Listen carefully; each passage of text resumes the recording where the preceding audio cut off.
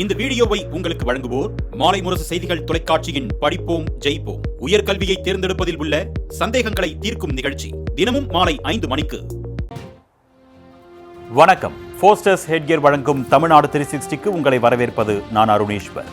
தமிழகத்தில் உள்ள அனைத்து மாவட்ட நிகழ்வுகளையும் விரிவாக பார்ப்பதற்கு முன்பாக முதலில் தலைப்புச் செய்திகளை பார்க்கலாம். சிவகங்கை மாவட்ட ஆட்சியர் அலுவலகத்தில் ஆட்சியர் தலைமையில் குறைதீர்ப்பு கூட்டம். ரத்தம் சொட்ட சொட்ட கூட்டத்திற்கு தவழ்ந்து வந்த மாற்றுத்திறனாளி முதியவர். நாகையில் கிழக்கு கடற்கரை சாலையில் சுற்றித் திரியும் மாடுகள். விபத்துகள் அதிகரிப்பதால் வாகன ஓட்டிகள் அச்சம். செங்கம் பகுதியில் மலை போல் குவிந்து கிடக்கும் குப்பைகள். துர்நாற்றம் வீசுவதால் பொதுமக்கள் கடும் அவதி. பாளையங்கோட்டை அரசு சித்த மருத்துவக் கல்லூரியில் மாணவ மாணவிகள் ஆர்ப்பாட்டம். பேராசிரியர்கள் மீது பொய்யான பாலியல் புகார் அளித்தவர்கள் மீது நடவடிக்கை எடுக்க கோரிக்கை. ஒட்டன்சத்திரம் அருகே சூறாவளி காற்றுடன் கொட்டி தீர்த்த கனமழை. 1000த்திற்கும் மேற்பட்ட பப்பாளி மரங்கள் வேரோடு சாய்ந்த சோகம். தஞ்சாவூரில் அரசு பள்ளி மாணவர்கள் மரத்தடியில் அமர்ந்து படிக்கும் அவலம். மாணவர்கள் சந்திக்கும் இன்னல்களை விவரிக்கும் இன்றைய செய்தி தொகுப்பு.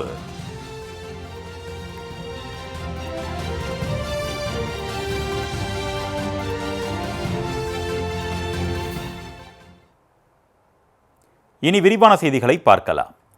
வீல் சேர் இல்லாததால் மாற்றுத்திறனாளி முதியவர் தரையில் தவழ்ந்து கொண்டே கால்களில் ரத்தம் சொட்ட சொட்ட குறைதீர்ப்பு கூட்டத்திற்கு வந்தது பெரும் சோகத்தை ஏற்படுத்தியுள்ளது. சிவகங்கை மாவட்ட ஆட்சியர் அலுவலகத்தில் வாராந்திர குறை தீர்க்கும் கூட்டம் நடைபெற்றது. அப்பொழுது பொதுமக்கள் தங்களது கோரிக்கை மனுக்களை மாவட்ட ஆட்சியர் ஆஷா அஜித்திடம் வழங்கினர். இந்நிலையில் கால்கள் செயலிழந்த முதியவர் ஒருவர் ஆட்சியர் அலுவலகத்திற்கு வந்தார். அங்கு வீல் சேர் இல்லாததால் அந்த முதியவர் தவழ்ந்து கொண்டே நுழைவாயிலில் இருந்து கூட்டரங்கத்திற்கு வந்தார். நீண்ட தூரம் தரையில் தவழ்ந்து கொண்டே வந்ததால் அவரின் இரு கால்களிலும் ரத்தம் வடிந்தது. இது தொடர்பான காட்சிகள் வெளியாகியுள்ள நிலையில் குறை தீர்க்கும் கூட்டத்தில் மாற்றுத்திறனாளிகளுக்கு தேவையான அடிப்படை வசதிகளை செய்து தருமாறு சமூக ஆர்வலர்கள் வலியுறுத்தியுள்ளனர்.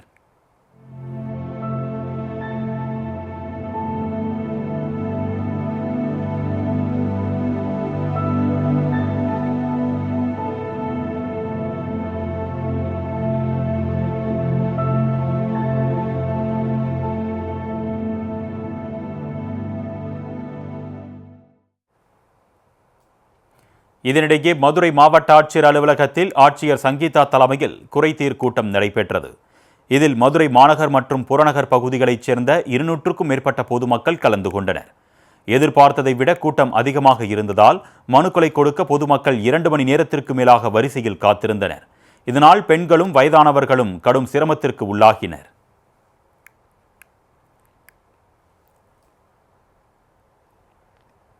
நாகையில் நகரின் முக்கிய சாலையில் மாடுகள் குறுக்கும் நெடுக்குமாக சுற்றித் திரிவதால் விபத்துகள் ஏற்படும் அபாயம் உருவாகியுள்ளது. தூத்துக்குடியில் இருந்து நாகை வழியாக விழுப்புரம் செல்லும் சாலை கிழக்கு கடற்கரை சாலையாக உள்ளது. இந்த சாலையில் நாகை மாவட்டம் திருப்பூண்டி ஈசிஆர் சாலையில் மாடுகள் அதிக அளவில் சுற்றித் திரிகின்றன. உரிமையாளர்கள் மாடுகளை முறையாக பராமரிக்காமல் அவற்றை தினம்தோறும் சாலைகளில் அவிழ்த்து விடுவதாக கூறப்படுகிறது. மாடுகள் வாகன ஓட்டிகளுக்கு இடையூறு ஏற்படுத்தும் விதமாக சாலையில் திரிகின்றன. மேலும் மாடுகள் ஒன்றோடு ஒன்று சண்டையிட்டுக் கொள்வதால் வாகன ஓட்டிகள் ஈசிஆர் சாலையில் பெரும் அச்சத்துடன் பயணித்து வருகின்றனர். இதனால் சம்பந்தப்பட்ட மாடுகளின் உரிமையாளர்கள் மீது கடுமையான நடவடிக்கை எடுக்குமாறு மாவட்ட நிர்வாகத்திற்கு வாகன ஓட்டிகளும் சமூக ஆர்வலர்களும் கோரிக்கை விடுத்துள்ளனர்.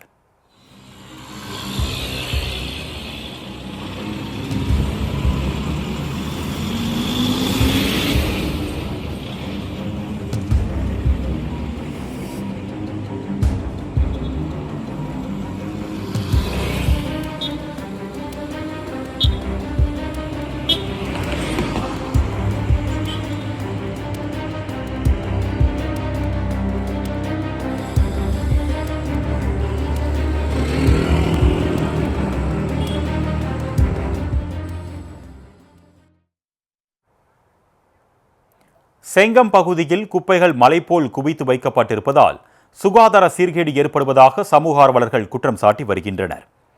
திருவண்ணாமலை மாவட்டம் செங்கம் குப்பநத்தம் சாலையில் பேரூராட்சிக்கு சொந்தமான குப்பை கிடங்கு அமைந்துள்ளது. அங்கு குப்பைகள் முறையாக தரம் பிரிக்கப்படாமல் மலை போல் குவித்து வைக்கப்பட்டுள்ளது. இதனால் அந்த பகுதியில் சகித்துக் கொள்ள முடியாத அளவுக்கு துர்நாற்றம் வீசுவதாக கூறப்படுகிறது. இதனை செங்கம் பேரூராட்சி நிர்வாகம் கண்டும் காணாமல் இருப்பதாக அப்பகுதி மக்கள் குற்றம் சாட்டுகின்றனர். எனவே கிடங்கில் உள்ள குப்பைகளை உடனடியாக மறுசுழற்சி செய்யுமாறு செங்கம் பேரூராட்சிக்கு அவர்கள் கோரிக்கையும் விடுத்துள்ளனர். குப்பையெல்லாம் கொண்டு எடுத்துகிட்டு வந்து அந்த குப்பை தொட்டியில் சேகரித்து வருகிறாங்க. அதில் வந்து பார்த்தீங்கன்னாக்கா அந்த குப்பை தொட்டிக்கு மேலே செடி கொடி மரங்கள் எல்லாம் முளைஞ்சிருக்குது. பப்பாளி மரம், வெள்ளரக்க மரம், முத்து இலை மரம், இதெல்லாம் வந்துட்டு அந்த மின் கம்பத்தை வந்துட்டு தொடர மாதிரி மரங்கள் வளைஞ்சிருக்குது. பப்பாளி மரத்தில் காய் பழமெல்லாம் வந்துட்டு விவசாய நிலத்தில் இல்லாத காயெல்லாம் விவசாயத்தில் கூட பாடுபட்டால் கூட அந்த காயெல்லாம் இருக்காது. பப்பாளி மரத்து காய் அவ்வளோ காய் அதில் பிடிச்சி உள்ளது. அந்த மின் கம்பத்தில் வந்து பார்த்தீங்கன்னாக்கா கொடிகள்லாம் ஏறி அந்த மின் கம்பத்தை தொடர மாதிரி மொத்தம் அந்த ஒயரெல்லாம் சுற்றின்னு இருக்குது. இந்த சுற்றுறதுனால மக்களுக்கு நிறைய வந்து பார்த்தீங்கன்னாக்கா அதனால் மின் ஷாக்கெலாம் ஏற்பட வாய்ப்பு உள்ளது. இந்த குப்பையில் வந்து பார்த்தீங்கன்னாக்கா இந்த குப்பையை கொட்டி பல ஆண்டுகள் நாள் ஆகிறதுனால அதனால் மக்களுக்கு துர்நாற்றம்லாம் ஏற்பட்டு மக்களுக்கு காய்ச்சல்லாம் ஏற்படும். இந்த குப்பையை வந்துட்டு இதை சீர் செய்யுமாறு கேட்டுக்கொள்கிறேன். அரசு சித்த மருத்துவக் கல்லூரி மருத்துவமனையில் பேராசிரியர்கள் மீது பொய்யான புகார் அளித்ததை கண்டித்து மாணவர்கள் ஆர்ப்பாட்டத்தில் ஈடுபட்டனர். நெல்லை பாளையங்கோட்டை அரசு சித்த மருத்துவக் கல்லூரியில் 200க்கும் மேற்பட்ட மாணவ மாணவிகள் படித்து வருகின்றனர். அங்கு படிக்கும் 4ஆம் ஆண்டு மாணவிகளுக்கு 2 பேராசிரியர்கள் பாலியல் தொல்லை அளித்ததாக மருத்துவமனை முதல்வருக்கு மொட்டை கடிதம் வந்தது. இதனைத் தொடர்ந்து கல்லூரி நிர்வாகம் சார்பில் அமைக்கப்பட்ட விசாரணை குழு ஒவ்வொரு மாணவிகளிடமும் தனித்தனியாக விசாரணை நடத்தி புகார் போலியானது என்று அறிக்கை சமர்ப்பித்தது. இந்நிலையில் பேராசிரியர்களுக்கு களங்கம் விளைவிக்கும் விதமாக செயல்பட்டவர்களை கண்டறிய வலியுறுத்தி சித்த மருத்துவக் கல்லூரி மாணவ மாணவியர் கண்டன ஆர்ப்பாட்டத்தில் ஈடுபட்டனர். இந்த தகவலை அறிந்து அங்கு வந்த போலீசார் பேச்சுவார்த்தை நடத்தி மாணவர்களை கலைந்து போக செய்தனர். அந்த ஆசிரியர்கள் யாருமே வந்து எங்ககிட்ட அப்படி பழகுனது கிடையாது. அவங்க எல்லாருமே எங்க கூட வந்து நண்பர்கள் மாதிரி எங்களுடைய பிரச்சனைக்காகவும் இத்தனை நாள் எல்லாத்துக்காகவும் எங்கள் கூட நின்றுருக்காங்க, எங்களுக்கு சப்போர்ட்டிவாக நின்றுருக்காங்க. எல்லாருடைய என்ன சொல்கிறது, ஒரு நல்ல ஆசிரியர்கள் தான் எல்லாருக்குமே இது வரைக்குமே தெரிஞ்சிருக்காங்க. ஸோ இது வந்து யாரும் அவங்களுடைய பேரை கெடுக்கணும் அப்படிங்கிற உள்நோக்கத்தோடு பண்ணப்பட்ட ஒரு புகாராக தான் நாங்கள் வந்து பார்க்குறோம். ஸோ இப்படி கல்லூரி பேரில் களங்கம் இருக்க மாதிரியும் மாணவர்களுடைய பேரை பயன்படுத்திக்கிட்டு இப்படி ஒரு போலியான புகார் கொடுத்தவங்க மேலே நடவடிக்கை எடுக்கணும். ஒட்டன்சத்திரம் அருகே சூறாவளி காற்றுடன் பெய்த கனமழையால் 1000த்திற்கும் மேற்பட்ட பப்பாளி மரங்கள் வேரோடு சாய்ந்தன. திண்டுக்கல் மாவட்டம் தாத்தார் கவுண்டனூர் கிராமத்தில் சுமார் 20 ஏக்கர் பரப்பளவில் பப்பாளி சாகுபடி செய்யப்படுகிறது. இந்த பப்பாளி மரங்களில் இருந்து பால் மற்றும் பழங்கள் விற்பனை செய்யப்படுகிறது. பப்பாளி அறுவடைக்கு இன்னும் 4 மாதங்கள் எஞ்சியுள்ள நிலையில் அந்த பகுதியில் சூறாவளி காற்றுடன் பெய்த கனமழை வெளுத்து வாங்கியது. இதில் 1000த்திற்கும் மேற்பட்ட பப்பாளி மரங்கள் காய்களுடன் வேரோடு சாய்ந்தன. இதனால் வாழ்வாதாரத்தை இழந்துள்ள தாத்தார் கவுண்டனூர் கிராம விவசாயிகள் உரிய இழப்பீடு வழங்குமாறு தமிழக அரசுக்கு கோரிக்கை விடுத்துள்ளனர்.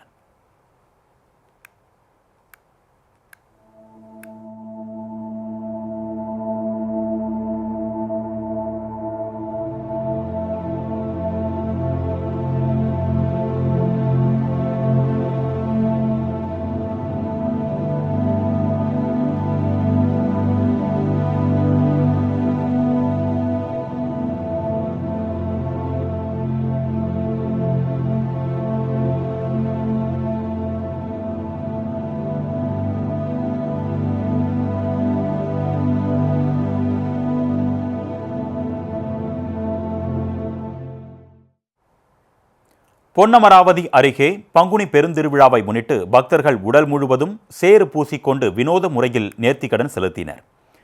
புதுக்கோட்டை மாவட்டம் பொன்னமராவதி அருகே கொன்னையூரில் முத்துமாரியம்மன் கோவில் அமைந்துள்ளது. புகழ்பெற்ற இக்கோவிலில் பங்குனி திருவிழாவையொட்டி பொங்கல் மற்றும் நாடு செலுத்துதல் விழா நடைபெற்றது. இவ்விழாவின் போது பொன்னமராவதி நாடு, செவலூர் நாடு, ஆலவயல் நாடு, செம்பூதி நாடு ஆகிய பகுதிகளைச் சேர்ந்த கிராம மக்கள் ஈட்டி, கம்பு உள்ளிட்ட பொருட்களுடன் ஊர்வலமாக வந்து சுவாமி தரிசனம் செய்தனர்.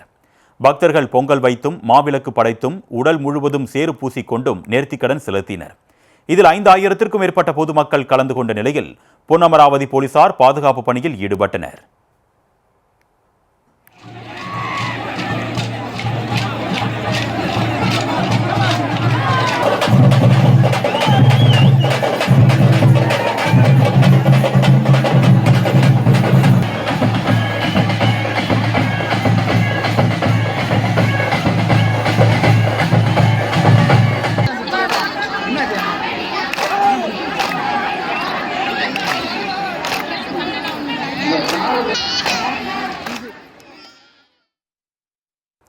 கன்னியாகுமரியில் உயர் மின்சாரம் செல்லும் பெட்டி சாலையோரம் அமைக்கப்பட்டிருப்பதால் சுற்றுலா பயணிகள் உயிருக்கு அச்சுறுத்தல் ஏற்பட்டுள்ளது. சர்வதேச சுற்றுலா தலமாக உள்ள கன்னியாகுமரிக்கு தினசரி ஆயிரக்கணக்கான சுற்றுலா பயணிகள் வந்து செல்கின்றனர். தற்பொழுது கோடை விடுமுறை தொடங்கி இருப்பதால் கன்னியாகுமரியில் ஏராளமான சுற்றுலா பயணிகள் குவிந்து வருகின்றனர். கடலுக்கு செல்ல சுற்றுலா பயணிகள் பூம்புகார் கப்பல் போக்குவரத்து கழகத்தில் சீட்டு எடுத்துச் செல்வது வழக்கம். இந்நிலையில் அங்கு பயணச்சீட்டு எடுக்கும் மையத்திற்கு செல்லும் வழியில் கூட்ட நெரிசல் ஏற்பட்டது. அப்பொழுது நெரிசலில் சிக்கிய சுற்றுலா பயணிகள் அங்கிருந்த உயர் மின்சாரம் செல்லும் பெட்டியின் மீது விழுந்தனர். வரும் நாட்களில் கன்னியாகுமரிக்கு வரும் சுற்றுலா பயணிகளின் எண்ணிக்கை அதிகரிக்கும் என்பதால் பூம்புகார் கப்பல் போக்குவரத்து கழகத்திற்கு செல்லும் வழியில் உள்ள மின் பெட்டியை அகற்றுமாறு சமூக ஆர்வலர்கள் கோரிக்கை விடுத்துள்ளனர்.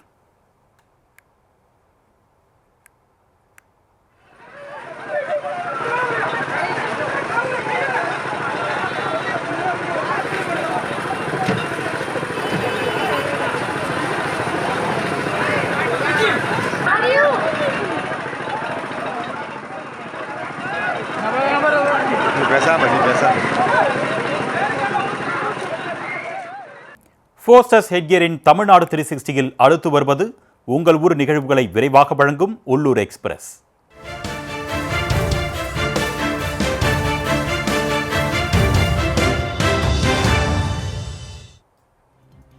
நாமக்கல்லில் லாரி சர்வீஸ் சென்டரை கண்டித்து லாரி உரிமையாளர்கள் தர்ணா போராட்டத்தில் ஈடுபட்டனர்.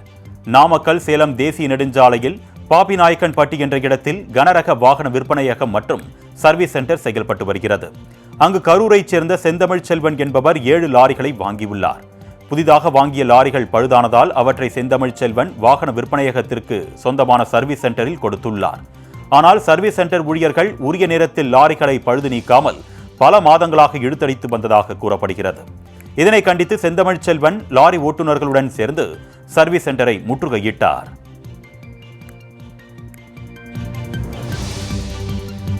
கோடை சீசனை முன்னிட்டு உடுமலைப்பேட்டையில் வடுமாங்காய் விற்பனை களை கட்டியுள்ளது.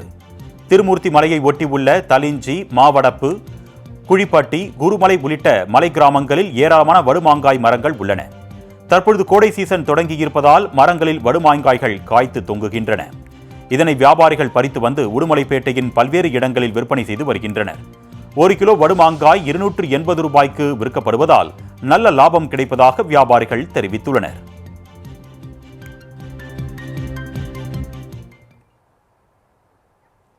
ஃபோர்ஸ்டர்ஸ் ஹெட்கியரின் தமிழ்நாடு 360யில் மாவட்டங்களில் நடைபெற்ற விளையாட்டு செய்திகளை வழங்க வருகிறது விளையாட்டு களம்.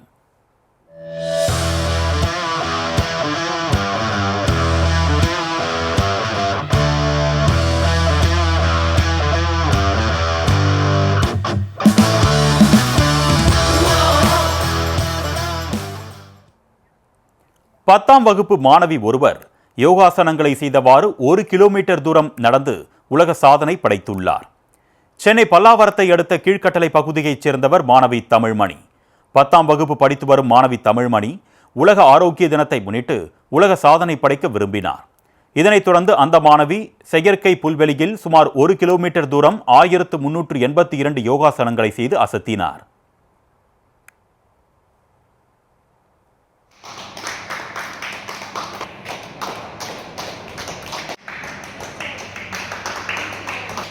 பாருங்க 1.5 மணி நேரத்தில் வெவ்வேறு யோகாசனங்களை செய்து கொண்டே நடந்து சென்ற இந்த சாதனை நோவா உலக சாதனை புத்தகத்தில் இடம்பெறவுள்ளது.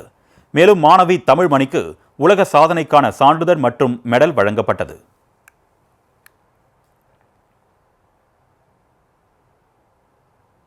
மீண்டும் பிற்பகல் 2:30 மணிக்கு ஃபோர்ஸ்டர்ஸ் ஹெட்கியர் வழங்கும் தமிழ்நாடு 360யில் சந்திப்போம். ஒரு சிறிய இடைவேளைக்கு பிறகு 8 மணி செய்தி தொகுப்பை பார்க்கலாம். வணக்கம்.